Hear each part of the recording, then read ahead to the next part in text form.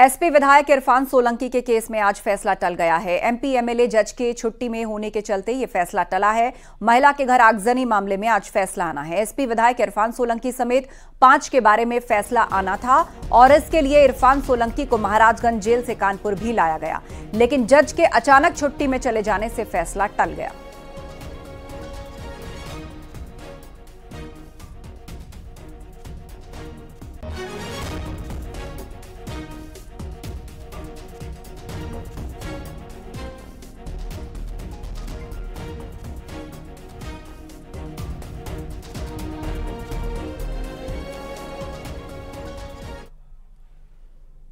खबरों में आगे बढ़ते हैं। प्रयागराज में एक महिला को संदिग्ध हालत में मौत के बाद हंगामा हुआ है। महिला के परिजनों पर ससुराल वालों को घर में बंद करके आग लगाने का आरोप है।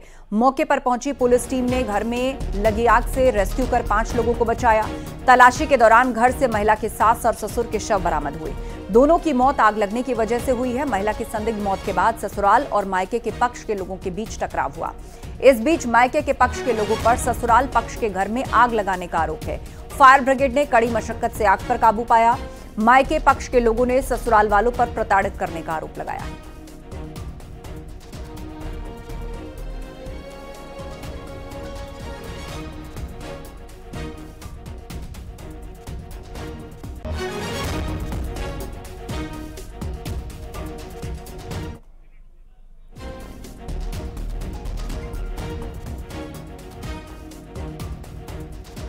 आगे 3-4 आई, एक लेडीज आई, 3 जेंट्स आए।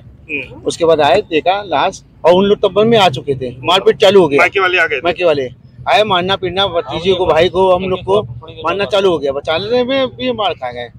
तो पुलिस वाले से कह रहे भैया फोर्स बढ़ाओ जल्दी से, मार रहे हैं तो कुछ बचाओ। तो वो लाश निकालने के लिए ऊपर चले जा रहे हैं, नीचे नहीं देख रहे हैं। उसके बाद नीचे आए, हमको भाई फोर्स बढ़ाओ, इन लोग मार रहे हैं, देख रहे हो आप लोग, कुछ बचाओ। तो उन्होंने कोई सहायता इसी हमारी नहीं की। पुलिस वाले के आने के पहले उनके ससुराल वाले आके इतना ईटा पत्थर चलाए, कुर्सी मारे, एसी तोड़े, फ्रिज तोड़े, पूरा घर तोड़ने के बाद और माँ बाप को इतना मारे सर में कि माँ बाप उठ नहीं पाए, घर से निकल नहीं पाए। और उसके बाद इन्होंने क्या किया, घर के अंदर पेट्रोल गैलन में लिए थे पेट्रोल, पूरा नीचे से आग लगाते हुए, दूसरे मंजिल से लगाते हुए नीचे आए हैं। नीचे आने के बाद शटर बंद कर दिया और उनके फैमिली में पूरे परिवार थे घर के अंदर। हमने इनका बगल वाले का शीशा तोड़ के उनकी बेटी को, उनकी चाची को बचा लिया, उनकी माँ बाप को नहीं बचा पाए। उसमें जो दोनों पक्षों के लोग हैं वो आपस में झगड़ा कर रहे थे।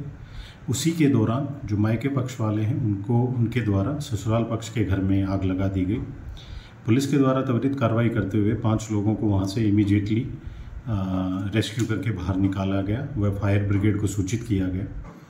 फायर ब्रिगेड की टीम मौके पर पहुंच के और उसमें उसकी मदद से आग पर काबू पाया गया। आग पर काबू पाने के बाद लगभग 3 बजे जब उस घर की पूरे मकान की सर्च की गई तो उसमें 2 डेड बॉडीज़ मिली, जिसमें एक राजेंद्र केसरवानी जो कि लड़की का ससुर है उसकी थी, और एक शोभा देवी जो लड़की की सास है उसकी बॉडीज़ जो हैं वो आइडेंटिफाई हुई हैं। इन बॉडीज़ को पोस्टमार्टम के लिए SRN हॉस्पिटल मुट्ठीगंज थाना क्षेत्र में थाने से चंद कदम की दूरी पर सोमवार देर शाम राजेंद्र केसरवानी की बहू अंशिका केसरवानी ने संदिग्ध परिस्थितियों में आत्महत्या कर दी। और इस बात की सूचना जब उसके मायके वालों को मिली जो कि झलवा में रहते हैं धूमनगंज थाना क्षेत्र में, तो वो यहाँ पर पहुंचे और यहाँ पर ससुरालियों और मायके पक्ष के लोगों से विवाद हो गया, जिसके बाद आरोप ये लगाया जा रहा है कि जो मायके पक्ष के लोग थे उन्होंने घर को आग के हवाले कर दिया। आप साफ तौर पर देख सकते हैं कि जो घर है ये 4 मंजिला मकान है, ग्राउंड फ्लोर के साथ 3 और फ्लोर है।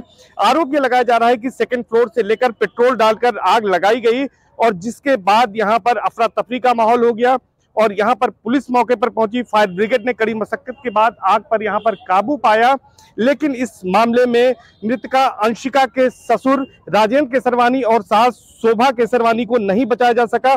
उनकी इस हादसे में दर्दनाक मौत हो गई और इसके साथ ही साथ 2 महिलाएं जो है लवली और शिवानी की, लवली जो है वो राजेंद्र केसरवानी जो मृतक हैं उनके भाई की, छोटे भाई की पत्नी है, जबकि शिवानी उनकी बेटी है। तो 2 घायल हो गए हैं जिनका उपचार किया जा रहा है।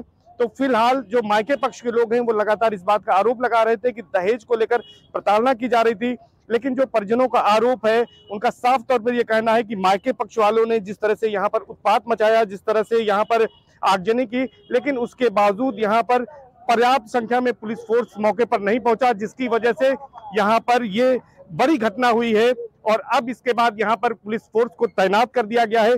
तमाम लोग यहाँ पर पहुंचे हैं। जो मृतक हैं उनके शवों को पोस्टमार्टम के लिए फिलहाल भेजा गया है और बताया जा रहा है कि कुछ लोगों को हिरासत में लेकर पुलिस पूछताछ भी कर रही है। लेकिन फिलहाल इस घटना के बाद इलाके में सभी लोगों में शोक की लहर है और इस पूरे वारदात को लेकर भी लोग इस बात पर सवाल उठा रहे हैं कि अगर समय रहते कार्रवाई की जाती तो शायद इतनी बड़ी घटना होने से बच सकती थी। सर्वेश दुबे, न्यूज़ 18 प्रयागराज। लखनऊ में मैट्रिमोनियल साइट पर फर्जी नाम से आईडी बनाकर ठगी करने वाले पति पत्नी को गिरफ्तार किया गया है। गिरफ्तार आरोपी अश्वनी वैश्य, ऋतु वैश्य उर्फ ऋतु यादव पर 25-25 हजार रुपए का इनाम था। दोनों आरोपी पति पत्नी मैट्रिमोनियल साइट पर फर्जी नाम से आईडी बनाकर युवक युवतियों को इनवाइट करते थे। फर्जी नाम पते से सिम खरीदकर लोगों से महीनों तक बात करके ठगी करते थे और ठगी के बाद मोबाइल ऑफ कर सिम फेंक देते थे। दोनों को एसटीएफ ने प्रयागराज से गिरफ्तार किया है। तो ऑनलाइन ठगी करने वाले एक दंपति को पुलिस ने अरेस्ट किया है। एक मैट्रिमोनियल साइट के जरिए ये लोगों को शिकार बनाते थे।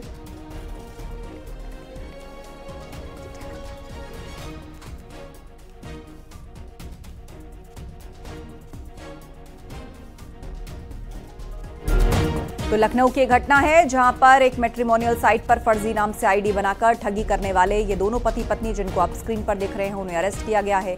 अश्वनी कुमार वैश्य, ऋतु वैश्य उर्फ ऋतु यादव पर 25-25 हजार का इनाम तक घोषित था। ये दोनों फर्जी नाम से आईडी बनाकर युवक युवतियों को इनवाइट किया करते थे। फर्जी नाम पते से सिम खरीदकर लोगों से महीनों तक बात करके उनसे पैसे ठगते थे। फर्रुखाबाद में भीषण सड़क हादसा हुआ है। तेज रफ्तार ट्रक ने कार में टक्कर मार दी। कार सवार 3 लोगों की मौत हो गई। हादसे में एक शख्स गंभीर रूप से घायल हुआ है। ट्रक चालक टक्कर मारकर फरार हो गया। थाना जहानगंज क्षेत्र में काली नदी के पास यह हादसा हुआ है। घायल को कन्नौज के छिबरामऊ के 100 शैय्या अस्पताल भेजा गया है। तो भीषण सड़क हादसे में 3 लोगों की मौत हो गई।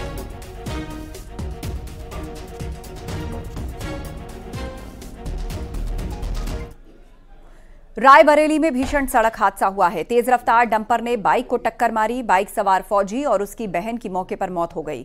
हादसा भदोकर थाना क्षेत्र में हेमकुंड स्कूल के पास हुआ। विमल पाल और किशोर कुमारी दोनों एम्स में सिक्योरिटी गार्ड की नौकरी करते थे। 108 एम्बुलेंस के द्वारा मुंशीगंज से केस रेफर किया गया था सीएचसी से। बाकी उसे एग्जामिन करने बाकी था। एग्जामिन को कोई वाइटल नहीं मिला, जिसके उसे मृत घोषित करना पड़ा। ये दोनों भाई बहन बताए जा रहे हैं अटेंडेंट के द्वारा। एक का नाम है विमल कुमार, जिसकी उम्र करीब 36 साल है। एक अशोक कुमारी, जो कि उम्र 35 साल की है। बाकी दोनों बाइक से जा रहे थे। किसी 4 व्हीलर ने जिससे चोटें लग गई, एक्सीडेंट हो गया, ऑन द स्पॉट में एक्सपायर हो गए। दोनों की बॉडी मर्चुरी में रखवा दिया गया पोस्टमार्टम के लिए। बाकी ये गोरा बाजार रायबरेली के रहने वाले हैं।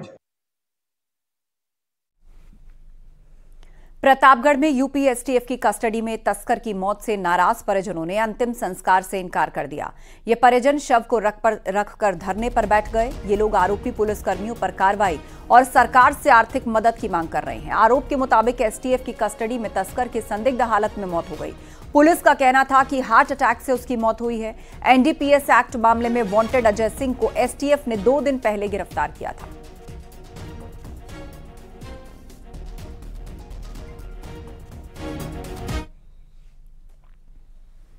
आगरा में स्वास्थ्य विभाग ने मानकों के विपरीत चल रहे 35 अस्पतालों के लाइसेंस रद्द कर दिए। सीएमओ ने बताया कि 120 अस्पतालों को नोटिस दिए गए, जिनमें से 35 अस्पताल बिना मानकों के पाए गए। इनके पास फायर और प्रदूषण विभाग की एनओसी नहीं थी और इसीलिए इन सभी अस्पतालों के लाइसेंस रद्द कर दिए गए।